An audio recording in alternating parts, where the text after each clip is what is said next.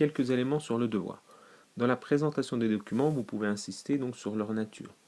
Plutôt de recopier directement ce qui est marqué, essayez de formuler un certain nombre de remarques. Exemple ici, on avait affaire à un dessin, qu'on peut appeler caricature, et un document de synthèse. Vous pouviez aussi insister sur le fait qu'on avait un document général et un document particulier. Et donc, dans le cas d'aménagement du territoire et dans le cadre du cours, cette idée du général et du particulier était une idée sur laquelle vous pouviez insister. Le plan qui était à suivre. Tout d'abord distinguer les différents niveaux administratifs et ensuite de voir s'il s'agissait d'un aménagement durable.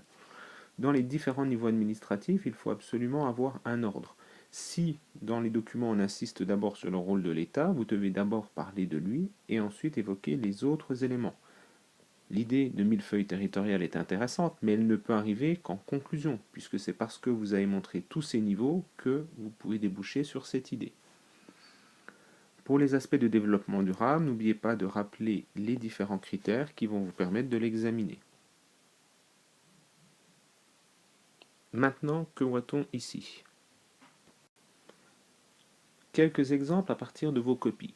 Ici, on a une introduction qui est bien formulée, puisqu'on a à la fois une présentation des documents, on a également donc une problématique sur quels sont les principaux acteurs pour réaliser un aménagement avec des nouveaux enjeux, et on a également une annonce de plan. Ici, ce qui est bien réalisé, c'est la partie prélèvement-explication. Puisque on a la référence au document, nous pouvons constater que dans le document 1, et on nous dit bien que tout en haut, c'est placé l'État. Ensuite, on a des informations tirées du cours qui valident cette idée de l'importance de l'État. Autre bon élément, ici, au début du développement, on a le terme de territoire, et il est immédiatement défini pour savoir de quoi il s'agit. Dès que vous avez un terme un peu précis, pensez à l'expliquer.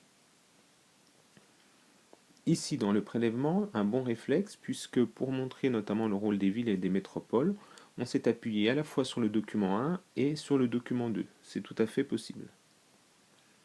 Attention enfin à un petit défaut qui a été repéré dans plusieurs copies, c'est le fait d'utiliser les informations du document, ici sur le centre Pompidou-Metz, mais en oubliant de mettre les guillemets.